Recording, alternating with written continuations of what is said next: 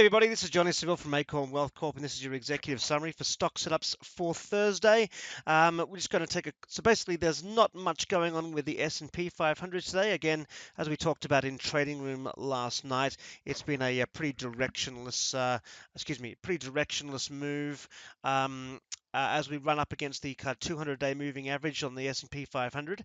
They're just loading up right now. So there you go. You can see um, there's the wedge that we talked about that we broke out from. There's the resistance that we've run into. So we're kind of just sitting right there against the resistance of where that wedge pattern came to an end, and we're just waiting for a possible breakout to occur. So let's just go in and have a look. This is the 1 hour chart, but if you go back to the daily chart, once again, then you can see the 200 day and 150 day moving averages sitting on top here, which it's trying to break through. That's basically what's happening with the market. Again, not very eventful day at all market wise. To go into a couple of updates really quickly, RETA, which I'm holding long, and of course was originally a flag formation setup.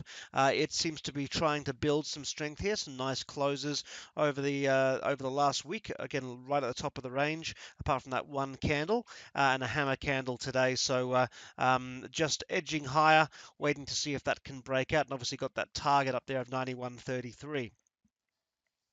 REFR as well. Again, if you totally missed the opportunity of taking some profit when it hit the 292 target, again you can see that it has been edging higher, and money flow seems to be holding some big green bars more so than red bars in terms of the volume. So you can see it's trying to create another type of almost pennant, if you see what I mean. So you kind of got this this downside and the upside. It's a bit wonky. So again, but there was an opportunity to take some profits if you missed the 292 target. Obviously, we raised the stop signal on the trade to protect the remaining position. But again, that one is starting to try and make a go. ABDC. ABDC is also trying to flag. A lot of these things are pushing up against resistance. Obviously, it's already been a very nice move, and we did mention the other day that nothing wrong with taking a partial profit.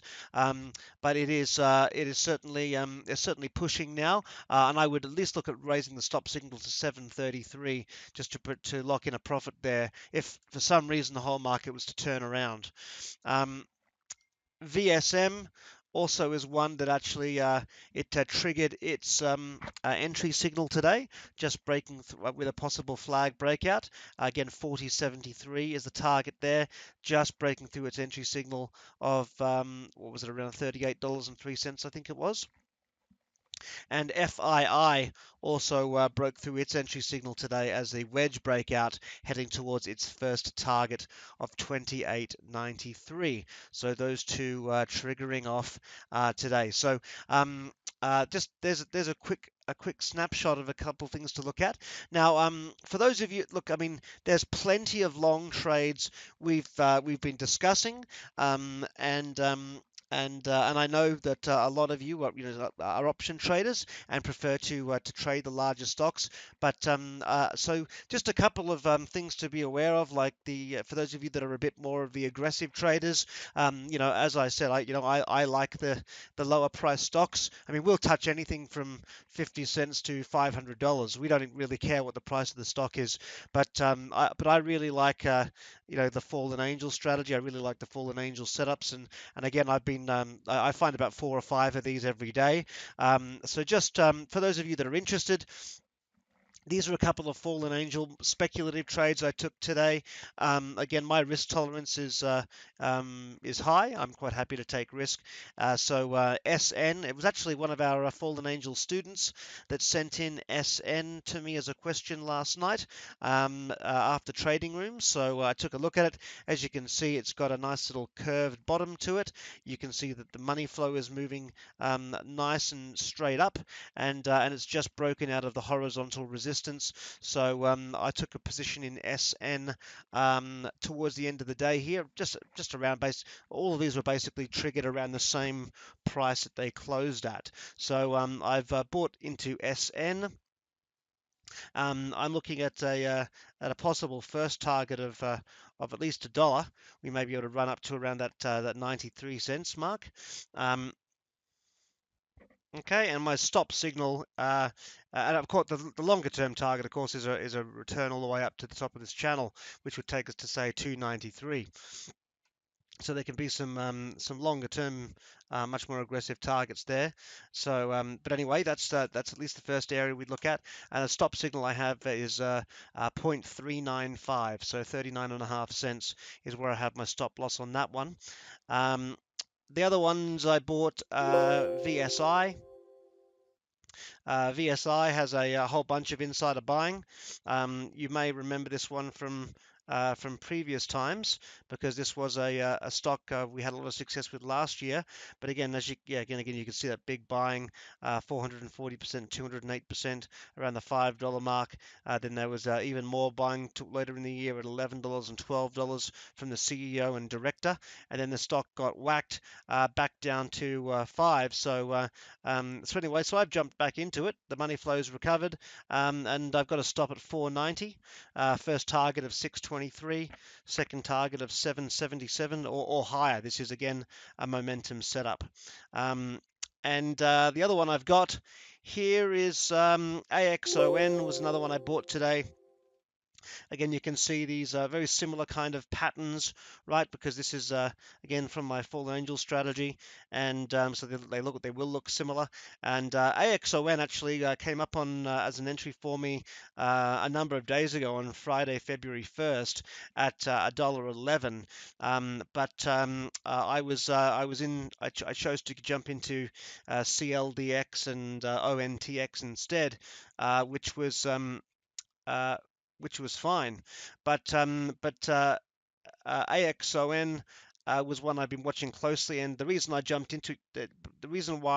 jumped into it later in the game here is because it had broken through this horizontal level of the gap down, the horizontal resistance. So I've taken a bit of a risk on it that it's charging up, that hopefully I won't get stopped out.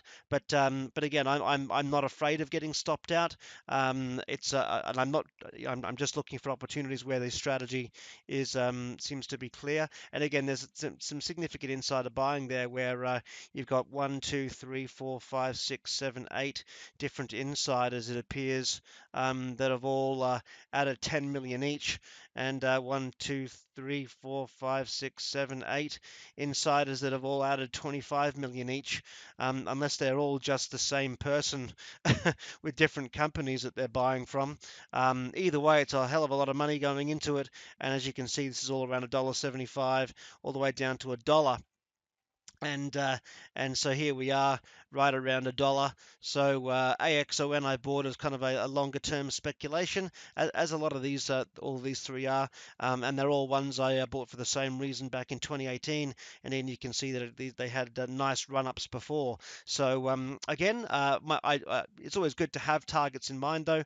So I've got to stop at 117. My first target is 167, and my second target is momentum based. So there you go, straight from the Fallen Angel strategy. And again, if you are interested in taking the Fallen Angels course, it is my baby. I created it 12 years. Oh, sorry, no, yeah, 12 years ago, and no one else teaches it. No one else has our scan. The strategy includes all the indicators, lessons on the indicators, the Fallen Angels scan, the Fallen Angels strategy. I mean, it is 8 1.5 hour lessons on this one pattern and strategy alone. So it's definitely worth learning, and it's coming up at the early part of March. So and we're sending out the prerequisite materials currently now to start going over. So if you're interested, please do let us know. We only really teach it once live per year, and it is one of our bread and butter and my strategy. So check it out. Let us know if you're interested. Just drop us an email and we'll get in touch for details. So that's it for this evening. We'll see you all in Trading Room tomorrow night. Take care.